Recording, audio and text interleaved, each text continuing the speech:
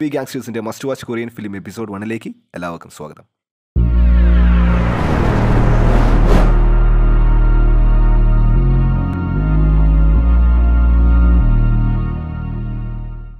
ആയിരത്തി 1986-91 കാലഘട്ടത്തിൽ സൗത്ത് കൊറിയയെ പിടിച്ചുലച്ച കൊലപാതക പരമ്പരയെ ആസ്പദമാക്കിയതാണ് ത്രില്ലർ ഗണത്തിൽപ്പെടുന്ന മെമ്മറീസ് ഓഫ് മർഡർ എന്ന ചിത്രം.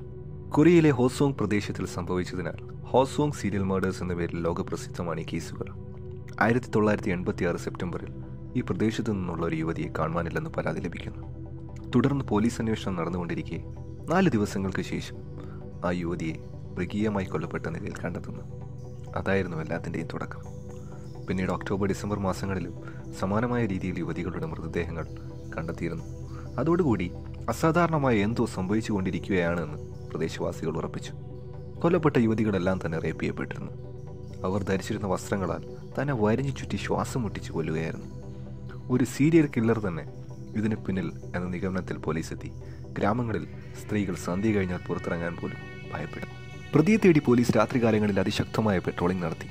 പക്ഷേ ഇതേ രീതിയിൽ തന്നെ മാസങ്ങൾക്കിടയിൽ കൊലപാതകങ്ങൾ പലയിടത്തും നടന്നുകൊണ്ടേയിരുന്നു. ഒരു തെളിവ് പോലും അവശേഷിപ്പിക്കാതെ അയാൾ ക്രൂരത തുടർന്നു. രാജ്യത്തെ തന്നെ ഏറ്റവും വലിയ കൊലപാതക പരമ്പര ഹോസോങ് പ്രദേശത്തെ ജനങ്ങൾക്ക് സമാധാനം നഷ്ടപ്പെട്ടു.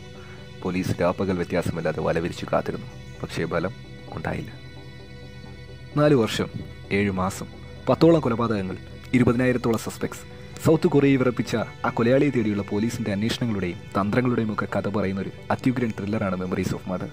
കാഴ്ചയിലുടനീളം പ്രേക്ഷകരെ അന്നത്തെ കാലത്ത് ഹോസോങ് പ്രദേശവാസികൾ അനുഭവിച്ച ഭീതിയിലേക്ക് എത്തിക്കാൻ സിനിമയ്ക്ക് കഴിയുന്നുണ്ട്.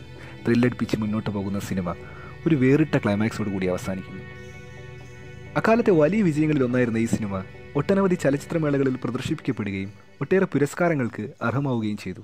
കേരളത്തിൽ പോലും ഒട്ടേറെ ആരാധകരുള്ള ഈ ചിത്രം കൊറിയൻ സിനിമകൾ പുതുതായി കണ്ടു തുടങ്ങുന്നവർ തീർച്ചയായും കണ്ടിരിക്കേണ്ട സിനിമയാണ്.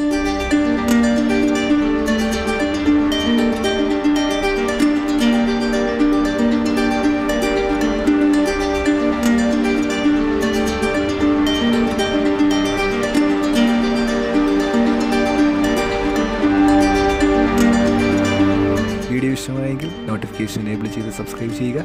To like, share and comment.